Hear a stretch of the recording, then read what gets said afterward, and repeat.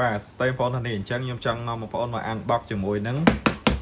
DDCS ចំនួន4គ្រាប់បាទចាំបងប្អូនដែលចង់ដូរ controller មកអានេះversion គឺខ្ញុំប្រើជាប្រភេទ version 3.1 ហើយភាសាគឺថានេះតទិញខុសភាសាក៏អត់អីដែរប៉ុន្តែអាចខុសជាមួយនឹងនេះtouchpad នេះឬក៏ប៊ូតុងចុចនេះវាទៅជាប្រភេទអក្សររបស់ចិនយើងទៅបើយើងទិញខុស version ណាអញ្ចឹងបងប្អូនសម្រាប់អានេះ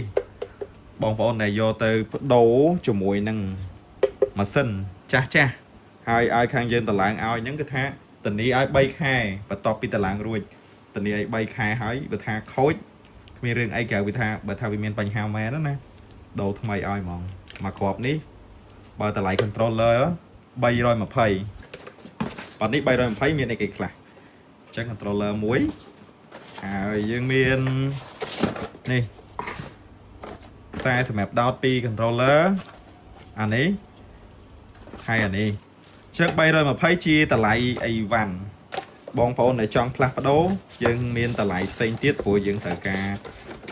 គិតទៅលើម៉ាស៊ីនរបស់បងប្អូនខ្វះខាតអីត្រូវថែមអីអញ្ចឹងវានៅមានតម្លៃផ្សេងទៀតចឹងបងប្អូនដែលមានចំណាប់អារម្មណ៍ដូរ controller ទៅជា DDCS កុំភ្លេច process DIY អញ្ចឹងគឺយើងតម្លើងម៉ាស៊ីននៅក្នុងស្រុកអញ្ចឹងអត់មានអីត្រូវបារម្ភទេតម្លើងតាំងពីដំបូងយកមកហ្មងអញ្ចឹងបបពិសោធន៍ទៅលើ controller នេះគឺនិយាយបានថាឆេះអស់មកគ្រាប់ហើយឆេះហ្នឹងគឺមិនដោយសារវាឆេះខ្លួនឯងទេគឺយើងតែធ្វើឲ្យឆេះអញ្ចឹងអាចនិយាយបានថាវាលំមថាมันគួរឆេះទៀតទេព្រោះអីវាថ្លៃដែរអញ្ចឹងបងប្អូនដែលចាប់អារម្មណ៍ឥឡូវនេះយើងបានបដូរសម្រាប់ម៉ាស៊ីនចាស់ដែលប្រើជាមួយនឹង NC Studio ឬក៏ជា board ផ្សេងមកថា Max 3ក៏ដែរ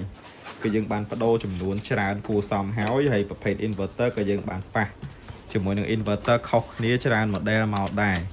អញ្ចឹងបងប្អូនកុំភ្លេចដាក់មកនេះគឺស្រួលចុចហេតុអីខ្ញុំណែនាំព្រោះថាវាស្រួលប្រើបងប្អូនបាច់ចំណាយលុយទៅធ្វើកុំព្យូទ័រទៀតទេកុំព្យូទ័រប្រើតែកុំព្យូទ័រខ្លាំងរបស់យើងណាមួយឬក៏មួយល្មមណាមួយ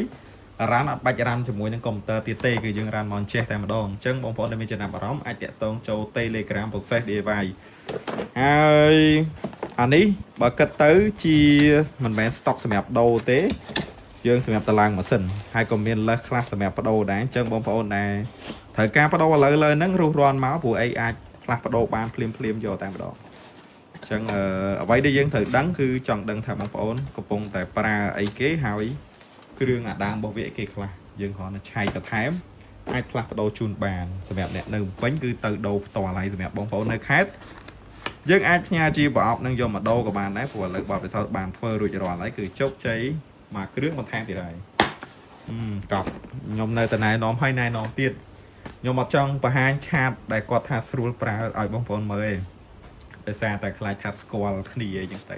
អញ្ចឹងសុំលាក់បន្តិចហើយបើចង់ដឹងថាស្រួលមិនស្រួលហ្នឹងមកតេស្តនៅ process DIY ជាក់ស្ដែងមកមានរបស់តេស្តមានម៉ាស៊ីនសម្រាប់ចុចអញ្ចឹងហើយបន្ទាប់ពីតម្លើងគឺយើងបរៀនទៅលើការប្រើទៀតបងប្អូនឆ្ងល់សួរបន្ថែមទៀតបានអញ្ចឹងមានប៉ុណ្្នឹងបាយ see you next time